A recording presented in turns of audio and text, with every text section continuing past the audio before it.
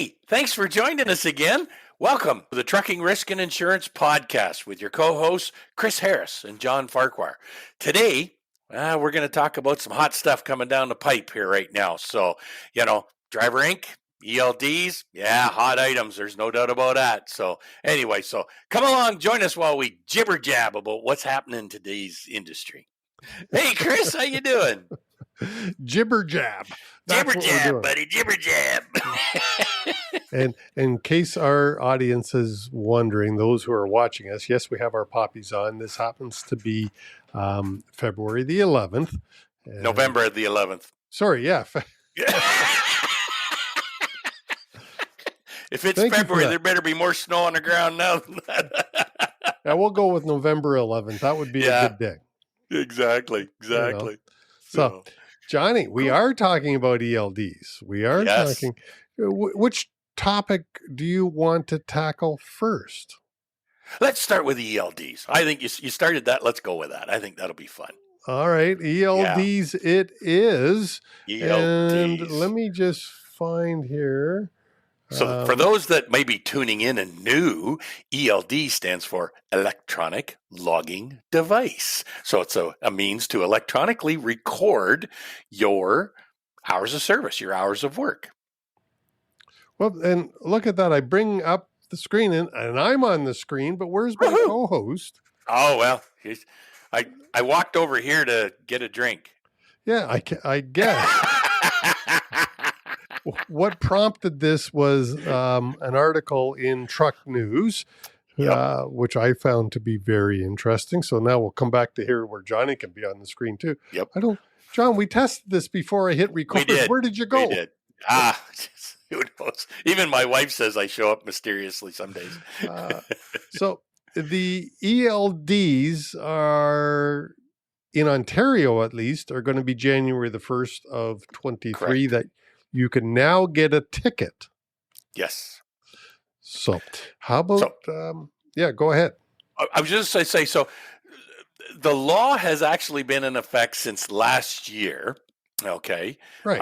But there's been this soft enforcement. And actually I just recently got some news here at our local Fleet Safety Council chapter meeting that we had earlier this week. And one of the updates was from the Windsor MTO.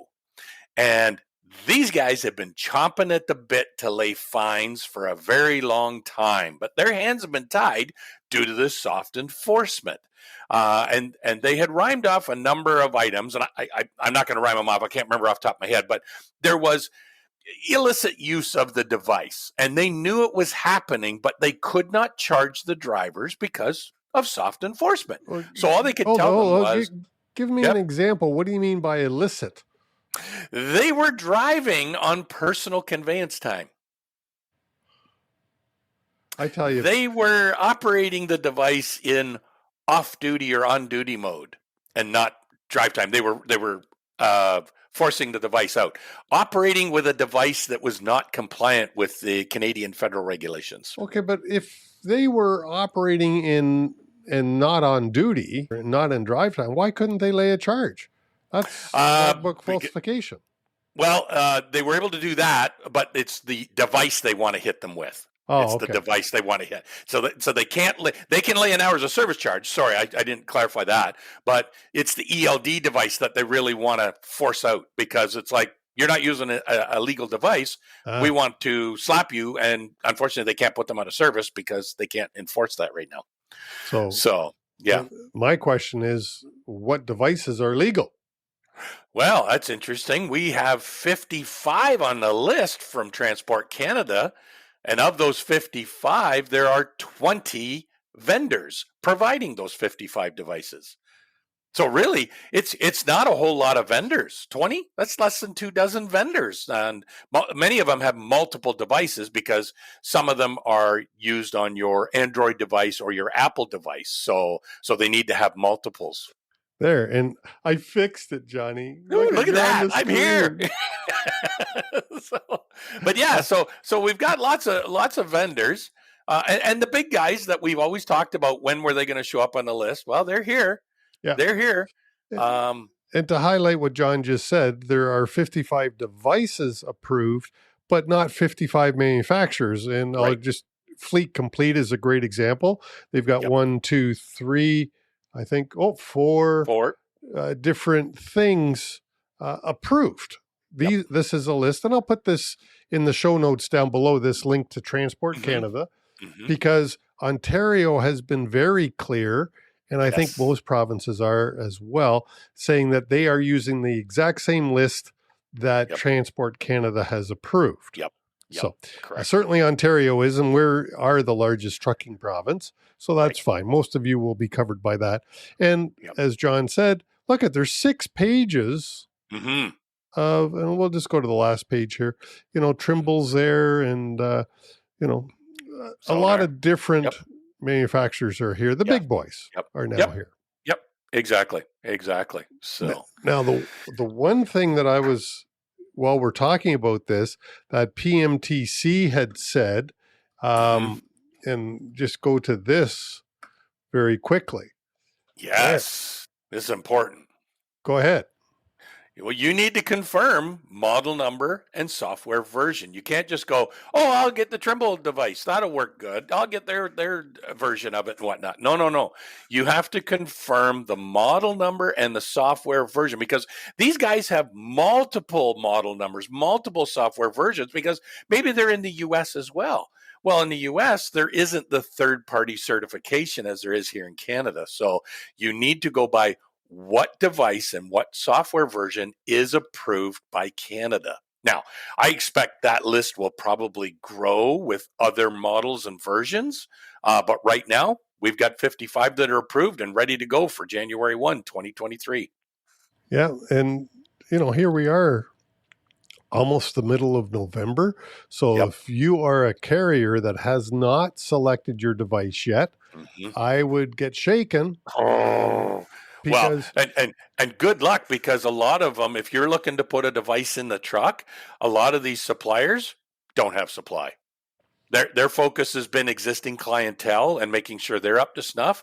So if you're coming out of the woodwork and going, well, I guess I better get an Omnitrax device, or I better get an Isaac device, well, you may not have, you probably left it too late. You should have been talking to these guys a year ago and getting this set up. Unfortunately, this hit at a very bad time. In the US, they were, what do you call it? Turning off the 3G network. And so that made a lot of devices for the US not compatible anymore, because they had to be able to operate on the 4G network as we moved to 5G. So a lot of the old devices had to be replaced. So the Omnitrax were those types of customers or suppliers that have had a lot of devices in the market already, had to go and replace a lot. So they've been working their tails off doing that, taking care, as you said, existing customers. And so, anyways, you better get shaken. Your only choice might be the devices that work on cell phones or tablets, because you may not be able to get the hardware, some of the nice devices that are built for trucks. That's the disadvantage in my mind of using a cell phone or a tablet. They work great, but with the constant pounding and everything, vibrations. I'm just not sure the longevity of those devices. And but I have no experience, and I've never had anybody tell me anything negative about that either. I just my own thought process. Well, and then add on to that driver training. Every device works differently. So even if a driver's worked at another company using a different type of device and then comes to work for you guys and you got a different device, you got to train them all because they work slightly different. You need to make sure the driver's doing it. And on top of that, probably one of the biggest dilemmas that I see when going out to see clients is their hours of service training, electronic device training is not in depth enough. We're still seeing lots of violations being issued because the drivers don't know or understand how to operate the device properly.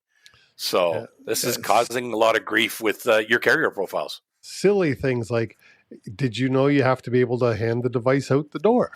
Yep. Not being able to show an inspector the instructions for the device. Yep. There's 3 different sets of instructions, I think. Yep. One for the device, one Yep. for if the device malfunctions. Yep. And what's a third? There's a third one. I forget now. How to transmit data? Yeah, how to transmit data. Yep. So, Yep. if you can't, as a driver, if you can't show the officer those things, you can get a ticket. And companies aren't teaching it. Yeah. I was going to say, interesting enough, one client we were dealing with, they've got a number of violations with drivers because they were meeting up with law enforcement in the U.S., not so much here in Canada, but in the U.S., and the officer was asking them to relay the data via the method approved, okay? Right. And the drivers would freeze up and go, I don't know how to do that. You have a sheet, but I think part of it is the transport companies, the motor carriers, are not teaching the drivers how to transmit that data. It's like you should be demonstrating that in your courses with the drivers in the training. It's like, okay, here's how you do this. Yep. I'm going to ask you to transmit it. Here's what I want you to do, and follow these steps. And when you do it and then have the sheet to back it up, you're good. But one of the faults, as I say, was because they felt the drivers were freezing up because they were intimidated by law enforcement. Well, and that's true. I mean, I worked with a carrier, and because they are one of the new Canadian type companies, and I worked with a carrier, and we did our own ELD videos. Yep. Because I got one of their employees who spoke the majority of the language, and this is Punjabi. Perfect. And him and I worked together and created a whole series of help videos for their ELD device. Excellent. Put it on. It's actually on their website under the, you can hide it a bit, but I mean, it was in their native language. Why not? And perfect. It was great. Anyways, but that's the way to do it. That's the way to do it. Why not? You don't have to, use a generic training. Use something that works for your company and your drivers. Yeah. And with cell phones today, everybody's got a good camera. I mean, it doesn't take much. For those of you that are watching, I'm using my cell phone as my webcam, and it's sitting there in a tripod. It doesn't take much. Damn, you look good, Chris. You look good. That camera really makes you look good. It's the face I was born with, but the picture's good. You don't need a fancy microphone like that.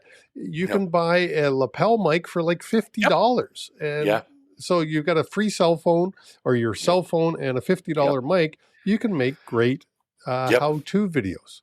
Exactly. And a little bit of self-promotion if you need help with that. Hey, I can come out and help you. Yeah, got to charge. Exactly. But, why not? But that's a great idea. So help your drivers. Help them better understand what they need to do. Set them up for success. Yeah.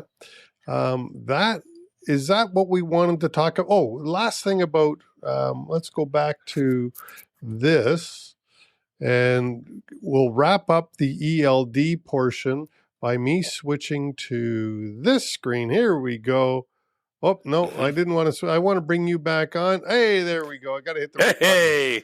Okay, the exception. So the ELD rule that takes place in January the 1st of 2023, where you will start getting tickets. There's a few exceptions. Yep. Let's not have Canada roll it all out together. No. I got to thank our buddy Mike Million from PMTC for putting this list together. Cool. Because I don't know, where did you see it, but that's where I saw it, was from Mike. Yep. Yeah, he's been a huge advocate for this. Yes. So British Columbia and Quebec, sometime in 2023, not January the 1st, but sometime in 23, they anticipate that one rolling out. Northwest Territories are going to roll it out by the end of January of 23. So maybe it's February the 1st, who knows, but it's going to be early 23 for them.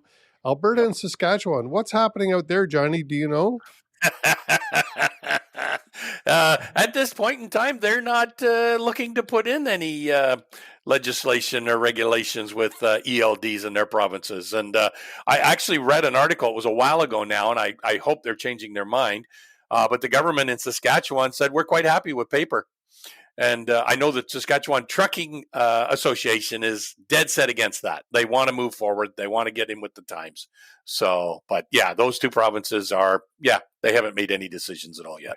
And PEI, this province doesn't need legislation because it's so small. The whole island fits in the 160 rule.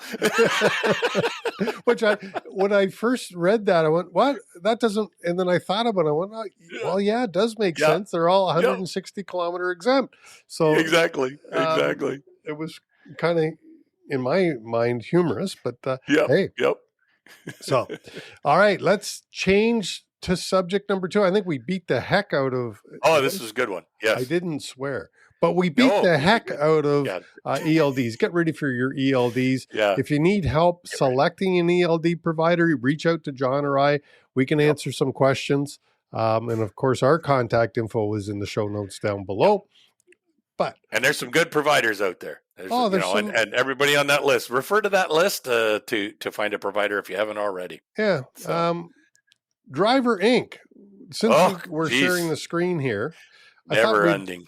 We'd start off with this one. Yeah, Driver Inc. Never ending. But for you and I, you and I are both on the same page on this. We both disapprove. At least I shouldn't speak for you. I certainly disapprove of Driver Inc. I don't think it's fair. I know you agree, but I shouldn't put words in your mouth. Oh, no, you're not. Have no fear. No, we're on the same page here. So how do you say, is it Seamus? Seamus O'Regan Jr.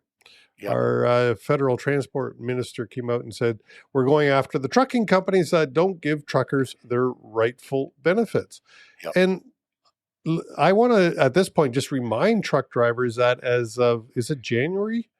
That if you are a federal regulated employee, is it January that the 10 sick days take effect?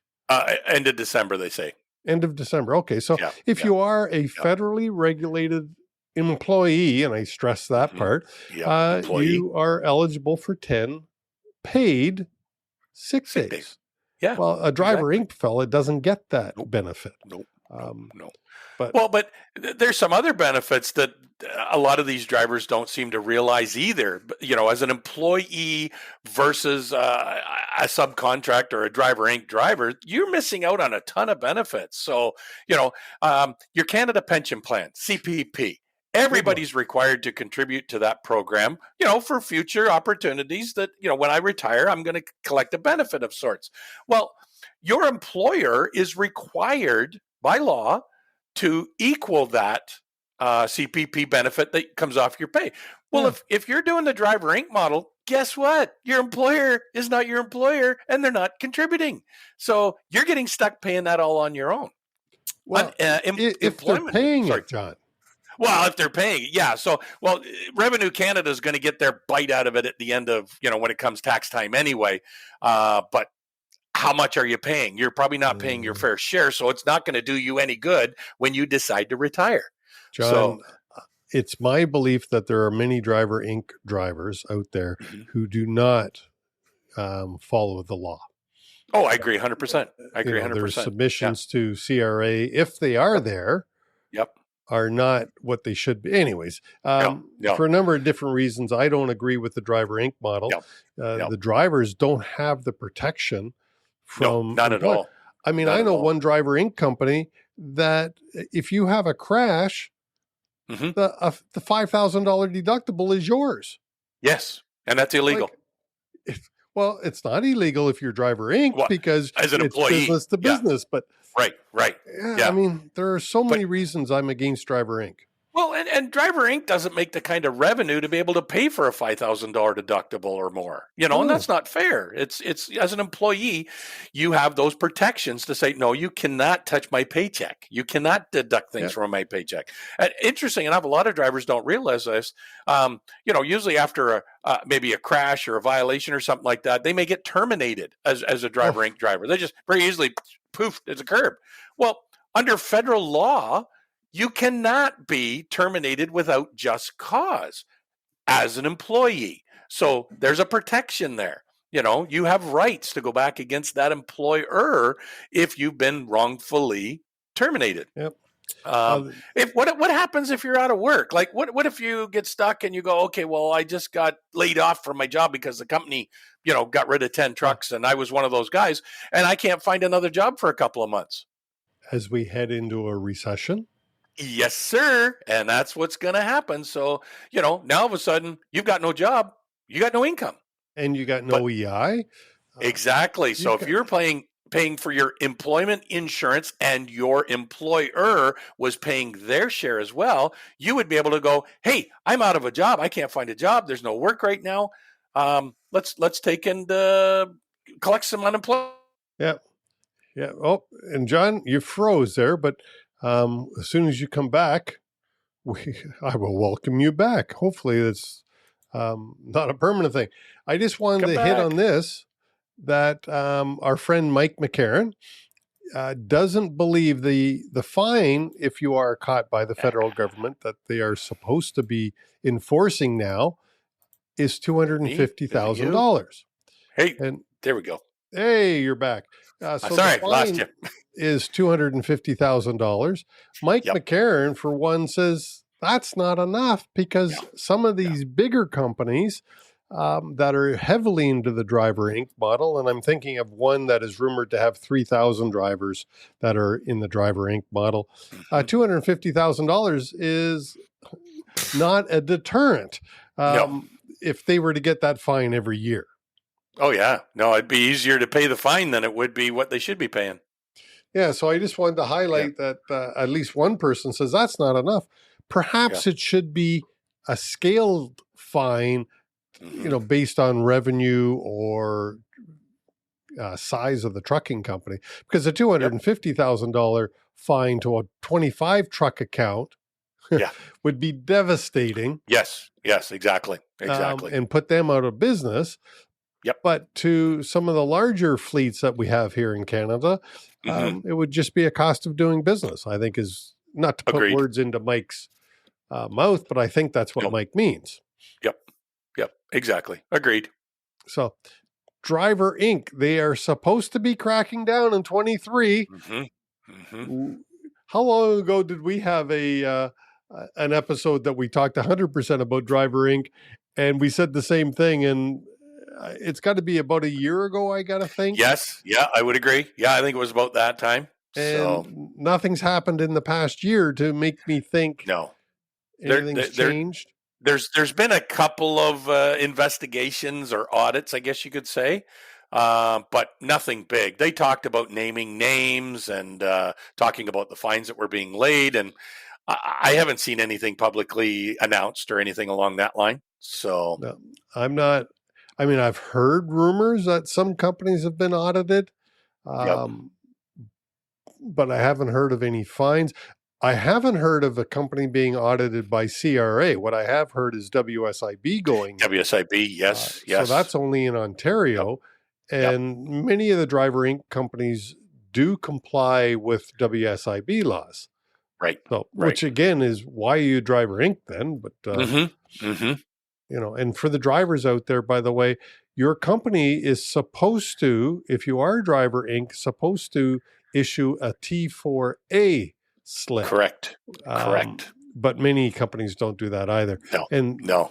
From what I understand, I'm far from a tax guy, but somebody told me that a T4A slip takes away many of the possible deductions of being self-employed, because you are truly not self-employed. You are a personal service business or something it's called? PSB. Personal service business, PSB. Yeah. Well, you can even use T4As for owner-operators as well. Oh, can you? So, yes, because the bonus part is with a T4A, it gives you the amount of money that you generated or revenued and were paid during that term. Whereas, like with an owner-operator, you have a statement that you pay them. They don't issue an invoice or anything along that line. So it makes it a lot easier to be able to just issue a T4A to say, hey, your annual revenue that you were paid was X. Here's your gross. No deductions or anything like that. Just shows the gross. And then that way, that gets filed with CRA from the employer's side. And then if you're an owner operator, you would be able to provide proof of your deductions and, benefits that you would be able to coop from there. And then the same thing with a Driver Inc driver, but they would know, oh, hang on, you're not really a true owner operator because you're not deducting any truck fuel, insurance, anything like that. So, oh, you're just a driver, and no, you go into a different class. Yeah, it's crazy. There was one, you just reminded me when you said no invoices. There was one company I used to work for many years ago that had a lot of owner operators. And the first week of January, they printed out 26 invoices for each owner operator, all dated for the 1st and the 15th of each month. And that's the owner operators had to complete that invoice and turn it in order to get paid. Oh, wow. Yeah. Jeez. But they had like 20 or something, but that's how they got paid. They had to complete the invoice. So they were trying to demonstrate and remind the owner operators, of course, that it is a business to business relationship. Yes. And it is. You invoice. Most companies don't do that. I know. Right. But correct. Yep. Anything else about Driver Inc? You know what? I guess the thing is, if you're a Driver Inc, and I've been in this industry 40 years, so I know Driver Inc from back in my trucking days as well, and I see it today. And all I can tell you is, if you're a Driver Inc driver, you are missing out on way more benefits than you ever could. Overtime is another one we didn't really touch on, which should be in there, but nonetheless, you really need to do your research and understand that you're being screwed over by your employer. And especially if your employer is telling you have to be Driver Inc, you're working for the wrong employer. If you're a driver who says, no, I want to be Driver Inc, then you obviously don't know the benefits of being an employed driver. Yeah, we know it's a touchy subject. Many of our listeners perhaps will be saying, and yelling at us saying we don't know what we're talking about. Leave us a comment. Yeah, please. Exactly. Feel free to rant. Yep. So tell us we don't know what the hell we're talking about, because you have a valid opinion, of course. And you are entitled to your opinion, and this is Canada. You are entitled, thankfully, for you can do what the heck you want. Yeah. And as I display my poppy, it's Remembrance Day, and a lot of people sacrificed so that you can leave us a comment and tell us exactly what is on your mind. So for the sacrifices of others, I thank them. I think it's a hell of a country we live in, a hell of a good country that we live in. Straight. All right, Johnny, anything else for this week as we wrap this up? I think we beat that horse to death again. So so it's an ongoing topic, and I'd like to see it go away and be better managed. So we need everybody's support to make that happen. I just got to say that last comment about beating a horse to death, no animals were harmed in the making of this episode. Not today, anyway. All right, everybody. Thank you so much for tuning in. It's John Farquhar of Summit Risk Solutions and myself, Chris Harris of Safety Dog. Tune in next week where we will have another episode coming out for you. And we appreciate you tuning into the Trucking, Risk, and Insurance podcast. See y'all next week. Take care, y'all. There. We'll hit finish on that one. You're awful blurry. Oh, I know. I don't